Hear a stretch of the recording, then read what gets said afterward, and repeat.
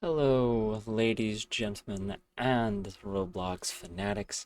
It's Dragon, and I'd like to welcome you into 2026 with a brand new video. In today's video, I'm going to be showing you how to make a lot of money in the Roblox Forge without having to do a whole lot.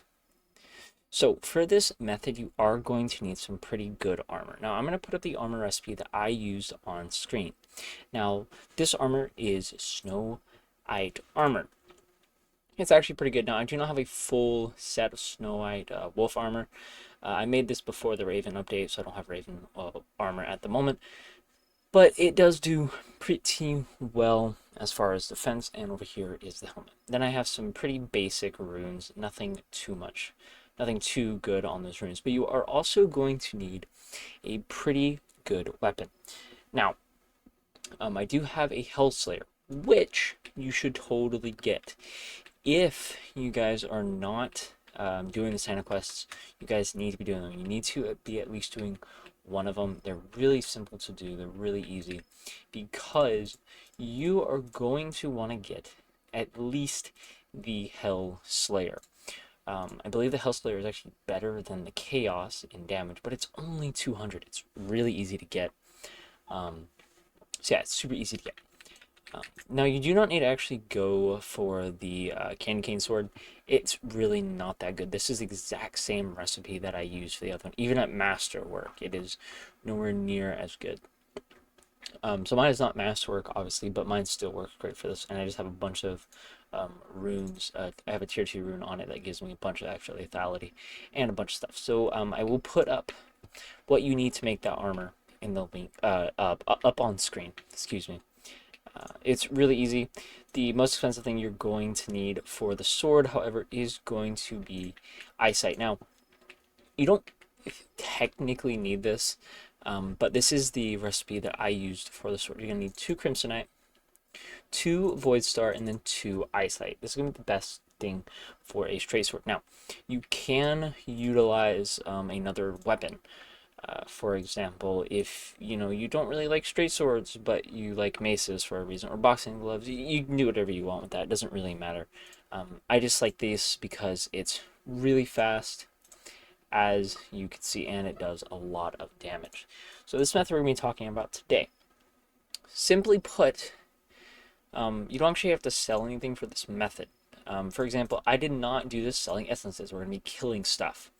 And the reason I did not do that is maybe you're like me and you like keeping all of your essence because you don't know when you're going to need to enchant stuff. So I like keeping all of my essence. So maybe you're like that, like, how can I make money? Well, I'm going to show you. It's actually really simple. So if you come over to your index, you actually go to enemies. You'll notice that when you kill enemies in the peak, they actually drop gold. For example, the crystal golem drops between 500 and 1,000 gold a kill. If you go to the orc, it does the same thing. So the higher the enemy, the more gold you get dropped. Same with the Raven Cave, with the demonic spiders. But they're really annoying to farm kill. But the Yeti, on the other hand, has between a 750 to 1,500 drop, which is actually really good. But not only that, but it also has a chance to drop Yeti hearts. Now, we're going to go up to the peak really quickly, and I'm going to show you the best spot to farm for Yetis. Okay, so now that we are at the peak, you come to the entrance. I'm going to show you just a really quick path to get down to the Yetis. It's really easy. You just follow where I'm going. And just try to dodge people on your way down here. You don't want to take an unnecessary damage. Now, for Yeti farming, obviously, you're going to want pretty good gear, but you're also going to want a pretty good race. So, for example, the race that I like to use is Vampire. The reason I like to use Vampire is it gives me 15% lifesteal, but it also gives me 10% damage boost on straight swords, which is really good. But you could also do something like Shadow. This one, the Felix, I believe is how you call it. If you want to use gauntlets, but obviously Demon and Archangel would be best, and Dragonborn would also be good. And Golem would be really good if you use heavy weapons, which I was doing before, but I recently kind of decided to go with straight swords. Now, I'm going to show you. It's really simple to kill these guys. They're not hard to kill at all with this gear. as you can see, I'm staying above health because of my lifesteal. So they're really not that hard to kill, and they don't really move around a lot. Like they don't really have a special attack that like makes them move or anything. But as you can see here, they're really easy to kill. Now I'm going to show you the best farming method for these guys once they both respawn. So if you watch my money counter down here, when I kill this guy, you're going to watch it go up. And as you can see there, my money counter did go up just a little bit, and I got some spare essences. So if you wanted to sell your essences, which you can totally do, you can totally, go back to Greedy Gary or whatever his name is, and you can totally sell your essences. For example, I'm selling that many spare essences. That's a lot of money, obviously. So I'm going to show you guys how to really quickly farm these guys really efficiently. So we come over here. I want to group them together. This way I can just attack both of them. Now we have pretty good armor and a pretty good weapon. As you can see, they're not really stunning me a ton either. I would also recommend putting a frost ability on your weapon so it freezes them. And just like that, we killed them. Now, here's the other thing that you're going to get from making money this way. If you just want to get cash and don't want to sell your essences, you're going to get Yeti hearts. Now, these can be utilized in weapons and armor to make them either better or just to sell. So there's an extra bonus bit of cash. Now, I tested this farming method out for 10 minutes. And I got about 30,000 coins, give or take about 1,000.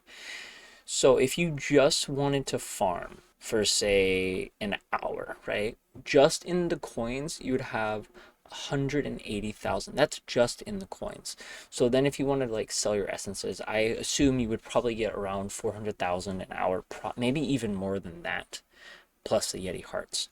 So not only are you going to be getting 180,000 if you just want to do it with the coins, it's about 30,000 every 10 minutes, which is really not that bad. And then secondly, you're also going to be getting EXP. So if you're not already level 200, it's a really good way to get fast levels of EXP. I would recommend you have, your achievements equipped. Attack speed would be good. A health boost would probably be pretty good.